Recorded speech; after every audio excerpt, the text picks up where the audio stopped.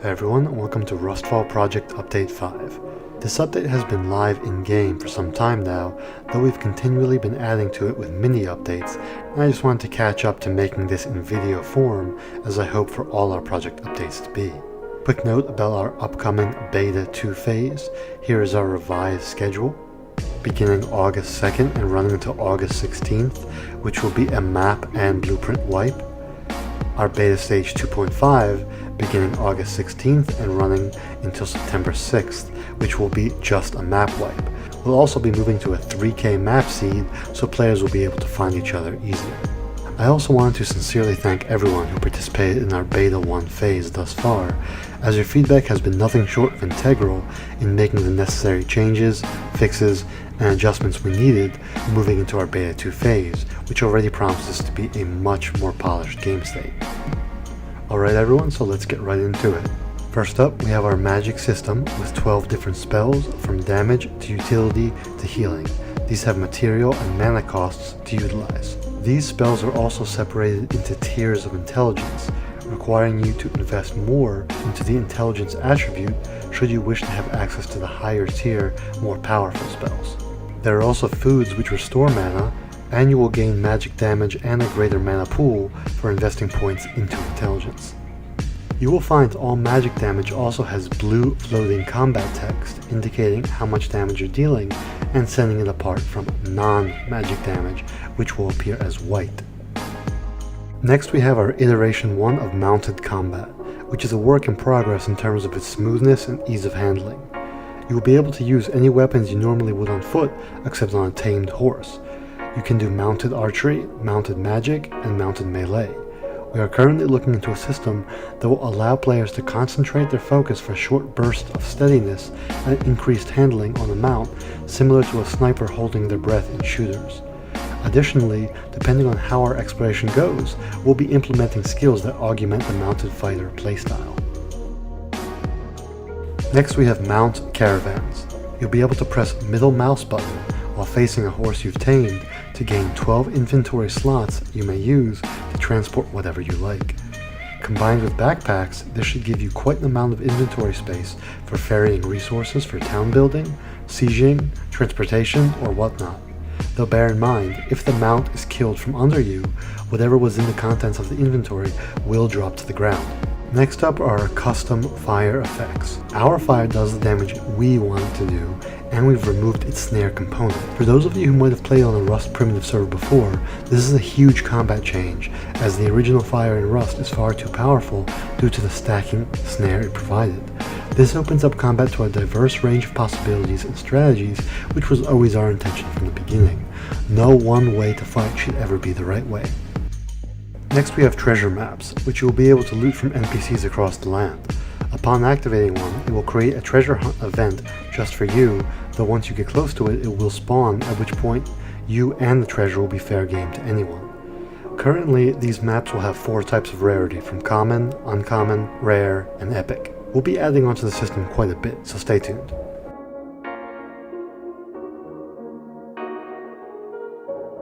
Next we have the Fiery Treasures event.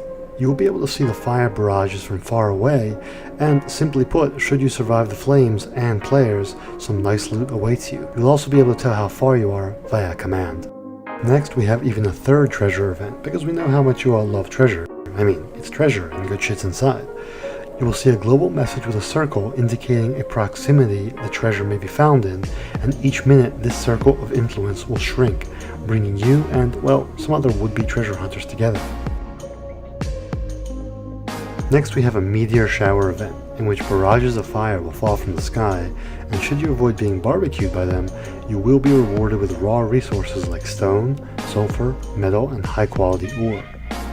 These meteor strikes do not currently damage structures, but we're strongly considering it, well, because it makes sense. Next we have NPC guards, which will protect the Outpost of Blue Haven. This is also the first stage of our super endgame compound raids, in which reds or rogue blues will be able to group up to assault the outpost and destroy an actual chest, which serves as a collective bank for blue players. They will have to, of course, overcome all the guards before being able to do so. Bank robbery will be a feature. though blue players will be able to do just the same for the upcoming Red Bandit Town, which should serve as an appropriate hive of scum and villainy and the like.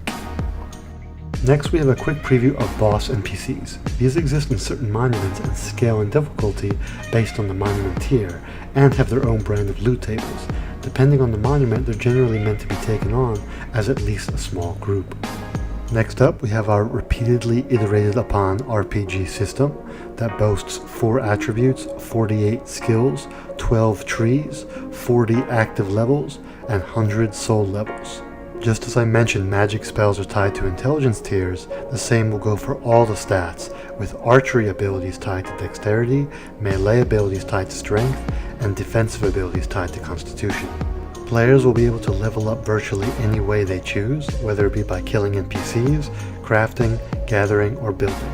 We've excluded player kills from this due to the inherent exploitation which might arise.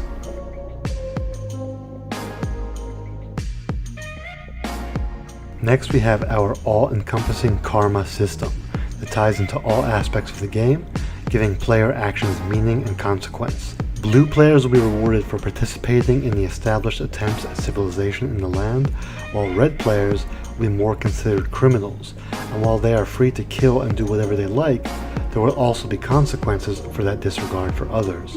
It is up to players to carve out the identity they wish to pursue. We merely lay out the framework. Blue players will also be able to go gray, which denotes temporary criminal status should they undertake certain criminal actions such as theft. When gray, they will be open to being killed without karma penalty for the attacker. There will be lawless and lawful areas across the map, namely being all events and monuments being lawless and everywhere else being lawful.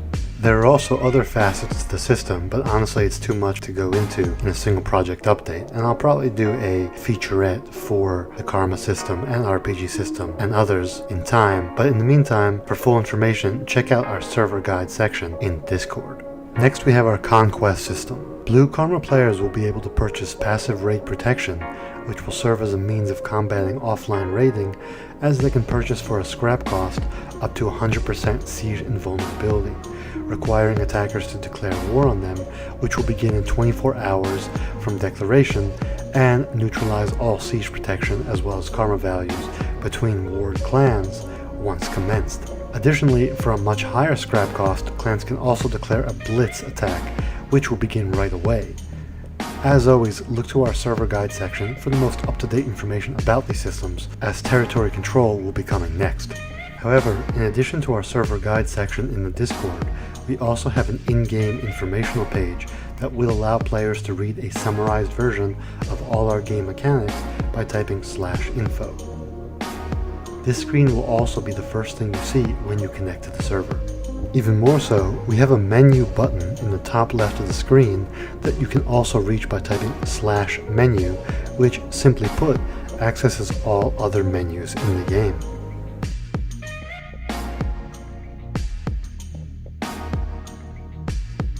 Next we have a few convenient quality of life social features. You can add or remove friends to keep tabs on those who you wish to keep tabs on. You can ignore the players that you're utilizing the better angels of your nature against actually responding or speaking to. Impressive self-control, by the way. And of course we have private messaging for those romantic whispers in the dark.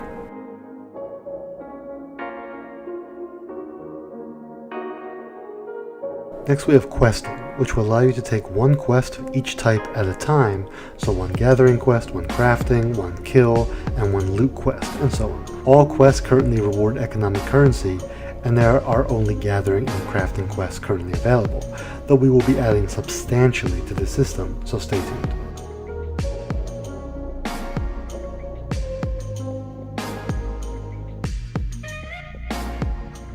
Next we have advanced farming, which will have your crops yield secondary resources such as biofuel. Crops that you plant yourself versus the ones you find in the wild will have a significantly higher secondary resource yield. Likewise, we have advanced gathering.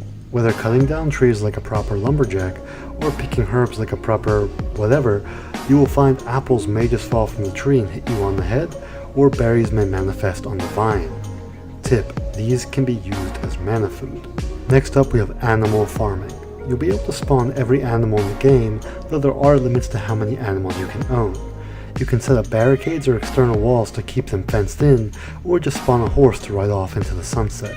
All animal spawn will respawn in 1 hour in the same exact spot.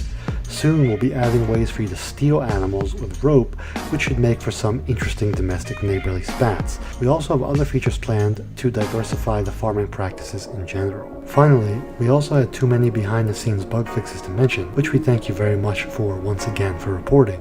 And we also had some balance changes done to catapults, which you can get the exact notes for in the update section of the Discord. That about wraps up this project update, everyone. I'll see you all in the next one as we rigorously get in gear for our beta 2 phase. I hope to see you all there. You guys know the usual deal, subscribe for updates. Thank you for watching.